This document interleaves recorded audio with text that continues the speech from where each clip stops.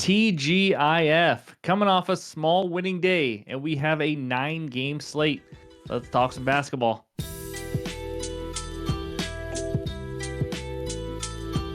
What's going on, everyone? Welcome back in to another episode for Just a Bet Outside. I am your host, Steven, and we're back to talk some more NBA action on a Friday.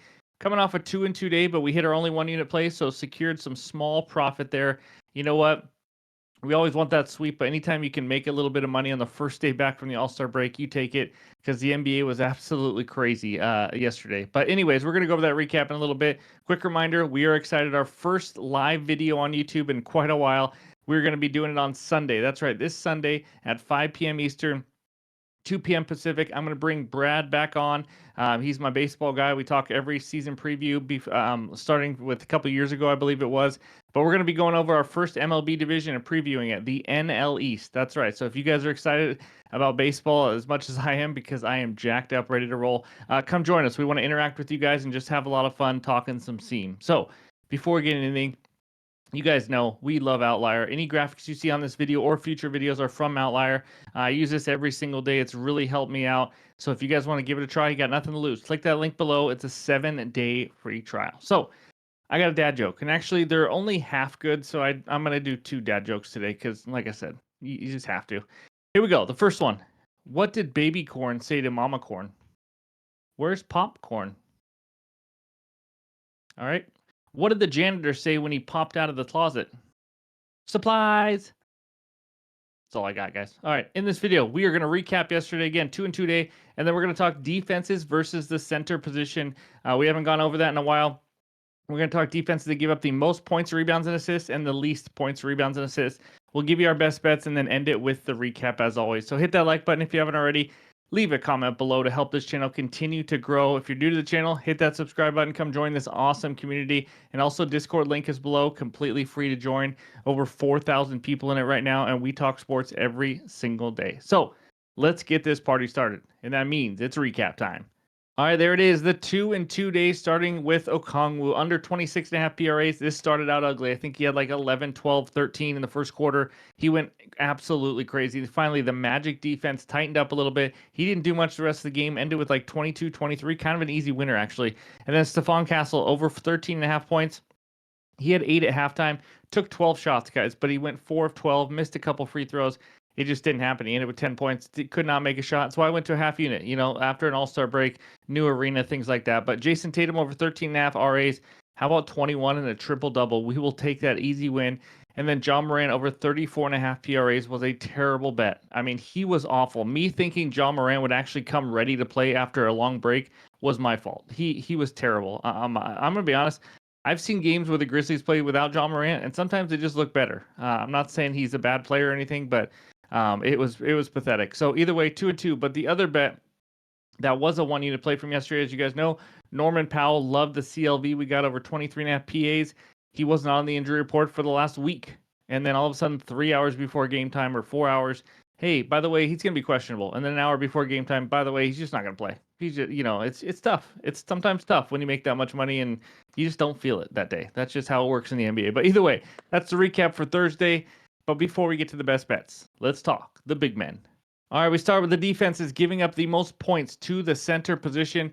Any team or player that's in green means they're playing. Usually we got some arrows, but there's no matchups here in the top 10. But you see the Pelicans are playing today, giving up 25.9 points to the center. Bucks, Spurs, Grizzlies, Pistons, Kings, and Wizards are the teams that are actually playing today. And then centers, you see Cat over there playing terrible shooting night yesterday. Still ended up with over 30 points. And then Sabonis, Naz Reid, Şengün, and Gobert are the ones playing today. So again, playing today. But the stats that we're talking about are the last 30 days, in case you don't know. So that's the points. Take a screenshot, and then we head over to the rebounds. And we got one matchup. The Warriors facing Domantas Sabonis, getting 15.6 rebounds per game. Warriors giving up 17.4 in the last 30 days. And then there's all the rest of the teams or players. You see Walker Kessler, 13.3 rebounds per game in the last 30. And then all the other guys. Hartenstein, obviously, now playing with Chet Holmgren and all that. But that's what we got for the rebounds. Now let's head over to the assists. And again, one matchup. It's the Warriors facing Sabonis again. 6.3 dimes per game. Warriors giving up 5.1 to the center. There's all the rest of the teams and players Now, if you're looking at some unders, let's check out the toughest center matchups. These are the last 30 days again. The teams that are in green are playing today. But you see the Clippers, Lakers, Celtics, and T-Wolves giving up the fewest points to centers. And what's crazy about that is the Clippers, Lakers are 1-2 in points per game given up and 1-2 in rebounds per game given up to the center position. But again, these are the last 30 days, so Lakers team has changed a lot. Just something to keep in mind. And then fewest assists, Clippers right there again at number 2. They are a good defense against the center position. So hopefully this all helps you out and gets you guys some winners. Again, we do a new position every single day. We also throw in some other research help during the week as well. But that's what we got for the research help. And now it's time for the best bets. All right, this first one takes us out to Sacktown, where the Kings host the Golden State Warriors. Warriors -2. Total in this one, 234.5. I'm keeping it simple. Give me the Warriors on the money line, -125 on ESPN Bet for a half unit. If you watch my midseason futures video over the All-Star break, you know I have a bet on the Kings regular season wins total. But let's talk about this one. Home court advantage does not mean much here. First of all, it's not far traveled. They're both coming off a break. Kings are 14-13 at home. The Warriors are 13-14 on the road. We're used to the Kings playing really well at home. It just has not been the case in the last 4 games with Jimmy Butler since he came over. They're 3-1 all games on the road, winning over the Rockets, Bucks, and the Bulls. Warriors have the 5th best defensive rating. If you're watching the Warriors, you know they're playing a lot better defensively. They haven't given up more than 111 all 4 games. I know 111 seems crazy, but that's decent for this time. But Butler's a huge piece on the defensive side. We all know that. I also like what I've seen on the offensive end with him working off Steph Curry. We got Draymond Green, and it's been nothing but good news coming out of Golden State. I like what I see when I do watch them play. I think he's going to be a good fit there. And then the Kings, their defense is just bad. It just has. It's 7 games since De'Aaron Fox left. 22nd defensive rating, 4th most points in the paint given up, 4th most fast break points, 7th highest 3-point percentage given up. I mean, let's face it, the Warriors are the more experienced team, the better team, the much better defense. I think the Warriors should be favored by like 5 or 6 here, so I love getting the -2. So that's going to be my first bet, giving the Warriors on the money line. And let's move on to bet number 2. All right, this next one takes us out to Houston, Texas, where the Rockets host the Minnesota T-Wolves. Rockets -3.5. Total in this one is 216. We do these videos the night before every single day, and I'm telling you guys right now, there are not many props out. I mean, it is ugly. I think I just saw 2 games that had props, and that's it out of the whole slate. So we're going to be selective and not make sure we're not forcing bets. But this one I do like. It's going to be a 3-point prop. Give me Anthony Edwards over 3.5 threes at -120 on DK. Half unit play here. Again, I'm not hitting any big 1-unit plays when only like 2 of the 9 games have props out. But I do like this one. So in 2024, as you can see by this outlier screenshot, he's over this in 35 of 54 games, 65%, averaging 10.1 attempts per game. He has made 3 or more in 83% of games. So obviously we have a good floor here of him making at least 3. Obviously we need 4. But on the road, this is where it's crazy. As you can see by this screenshot, how about over in 20 of 27 games? That's right. This guy can hit some threes on the road, 74% of games. Again, averaging 10 attempts per game. He is one of the best 3-point shooters in the league. If you guys have followed the NBA, already know that. He's taken a lot more threes this year. He's shooting 42% from the field or from the 3-point range this season. He will pull up from absolutely anywhere. This guy is a guy who has a ton of confidence. In the matchup here, he's faced the Rockets already 3 times this year. He's over in 2 of the 3 games and over in the last 2, making 4 and 5 threes, and the volume was not a problem. I mean, he took 12, 8, and 12 threes in those 3 games. You give me 10 plus, I think we got a good chance here. And then the Rockets, they're a top 10 matchup when it comes to pull-up threes. I mean, they do not defend it very well, and you love to see it because Ant has an insane 55.2 frequency on pull-ups. I get that from NBA.com. You go to his profile page, you can see shot type and all that kind of stuff. But this is where a big part of his chunk of his scoring and frequency comes from. So overall, I think the volume is going to be there. He's already proven this is a good matchup and that he can knock down some threes and at least get the volume. So again, we're taking one of the best shooters in the league. I think he's going to get 10 plus threes.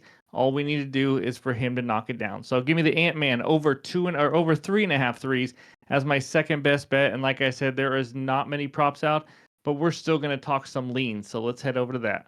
Here we go. We start out with an over 240.5 with the Cavs and Knicks. Again, these are leans. I have not made these best bets yet. I know some of you guys get mad when they don't hit, but they are leans right now. It's just more bets to give you because, again, I'm trying to give you guys as much info as possible. But both these teams on the second night of a back-to-back, as you guys know, I went back to see how these teams do on 0 days rest.